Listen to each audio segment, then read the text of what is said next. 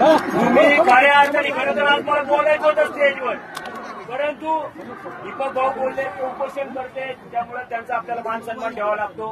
त्यांच्यापुढे आपल्याला बोलता येत नाही. त्यांनी त्यांची भूमिका मांडली.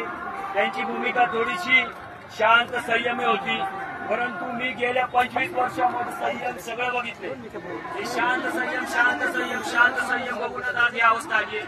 आज जालना, त्याच्या अगोदर चौंडी, त्याच्यानंतर लोणंद, परत त्याच्यानंतर बारामती, अशी किती उपोषणं बघितली.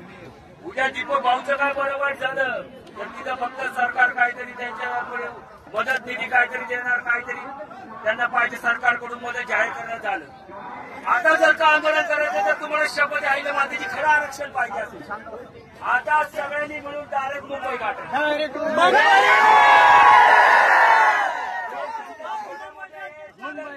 शिल्लक खेळी जाता दमणार राहिला मुंबई. आता डाव खेळायचा तर मोठा खेळायचा मुंबई.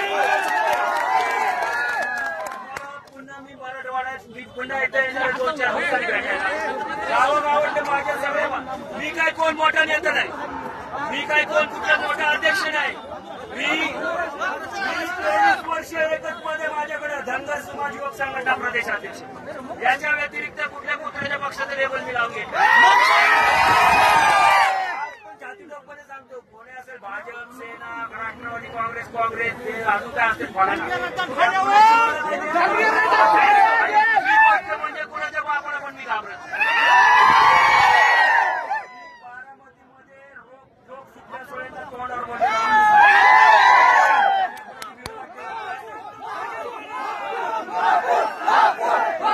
आरक्षणाची जर का आता अंमलबजावणी आज हजारोनी समाज बांधव आहे, सगळे आले, आजूबाजूच्या जिल्ह्यातून तालुक्यातून जाणून आले.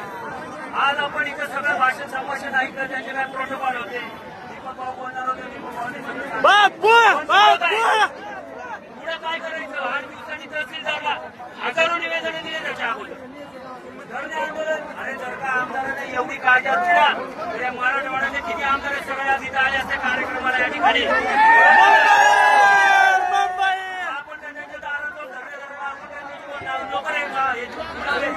त्यांच्या जाऊन घरी जाऊन घरगडी आहे त्यांच्या जाऊन. कुणाच्याही दारात जायचं नाही, त्यांना आपल्या दारात मुंबईची तारीख तुम्हाला सांगतो मी. त्या दिवशी सगळ्यांनी मुंबईची तारीख सांगा. शिंगरोबा धनगर मंदिर या ठिकाणी आपल्याला पुणे मुंबई एक्सप्रेस वे अडवायचं आहे.